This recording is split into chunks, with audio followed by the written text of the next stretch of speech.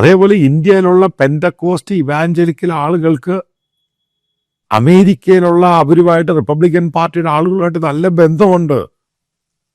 Republican പാർട്ടിയുടെ അമേരിക്കയിലെ പല ലീഡേഴ്സും ഞാനിത് നേരിട്ട് കണ്ടതാ. ഇവരെല്ലാം അവിടുത്തെ ഇവാഞ്ചലിക്കൽ പെൻഡക്കോസ്റ്റ് സദേൺ ബാപ്റ്റിസ്റ്റ് എന്നൊക്കെ പറഞ്ഞ പള്ളി ചർച്ചുകളിലെ പാസ്റ്റർമാരും എൽഡർമാരും അതിൻ്റെയൊക്കെ സീനിയർ പോസ്റ്റിലിരിക്കുന്നവരാണ് റിപ്പബ്ലിക്കൻ പാർട്ടി എന്ന് പറയുന്നത്. അതാദ്യം മനസ്സിലാക്കുക. അവരെ അറിയാവുന്ന അവരുടെ ഈ പറയുന്ന പെൻഡക്കോസ്റ്റ് ഇവാഞ്ചലിക്കൽക്കാരെ ഇവിടെ അടിച്ചു കഴിഞ്ഞ് ചർച്ചിൽ കയറി ബഹളമുണ്ടാക്കി ഇതൊക്കെ കണ്ടു കഴിഞ്ഞ് നിങ്ങൾ വിചാരിച്ചു ഇതൊക്കെ നിശബ്ദമായിട്ട് അവർ നോക്കിയിരിക്കുന്നു. ആരും നോക്കിയിരിക്കുന്നൊന്നുമില്ല.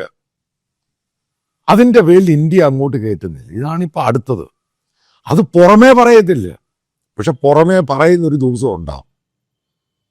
അത് പറഞ്ഞു കഴിയുമ്പോൾ ഈ പറയുന്ന ലോകരാജ്യങ്ങൾ ഒറ്റയടിക്ക് ഇന്ത്യ താറുമാറാക്കി കളയും.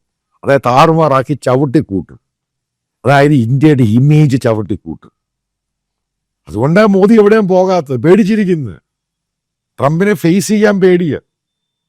അതാണ് ട്രംപിനെ ഫേസ് ചെയ്യാൻ മോദിക്ക് ഭയമാണ്.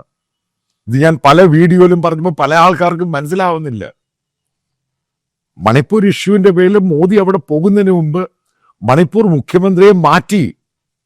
അത് ട്രംപിന്റെ അവർ കൊടുത്ത ഒരു അന്ത്യശാസനമായിരുന്നു മാറ്റുക.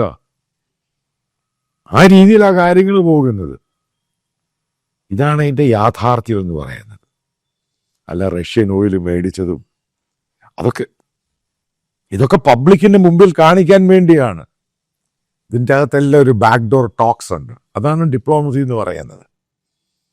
അല്ലെങ്കിൽ ഇന്ത്യൻ ലീഡേഴ്സിന് അവിടെ പോയി അമേരിക്കൻ അഡ്മിനിസ്ട്രേഷനെ പോയി കാണാനും സംസാരിക്കാനും ജിയോ പൊളിറ്റിക്സിന്റെ ഇന്ത്യയുടെ പ്രാധാന്യം നോക്ക് നിങ്ങൾ. ഇവിടെ ഇന്ത്യയുടെ ഒരു മന്ത്രിക്ക് അമേരിക്കയുടെ അതേ പൊസിഷനിലുള്ള ഒരു മന്ത്രിയുടെ ഫോൺ ചെയ്യാൻ പറ്റുന്നില്ല. ഓപ്പറേഷൻ സിന്ദൂർ പോലും അമേരിക്കയിൽ അവതരിപ്പിക്കാൻ ഇന്ത്യക്ക് കഴിയുന്നില്ല. അന്ന് ഞാനിത് പറഞ്ഞു, ഇത് ഫ്ലോപ്പാണ് ഈ പോകുന്ന ഡെലിഗേറ്റ്സ് അല്ല. അന്നാരും വിശ്വസിച്ചില്ല. ഇന്ന് വിശ്വാസമായി. JD വാൻസിനെ പോലും കാണാൻ പറ്റുന്നില്ല. അവസാനം അവിടെ കൂടുന്നൊരു ഫോട്ടോ എടുത്ത് തിരിച്ചിങ്ങ് പോകുന്നു. ഇതാണ് ഇഷ്യൂ.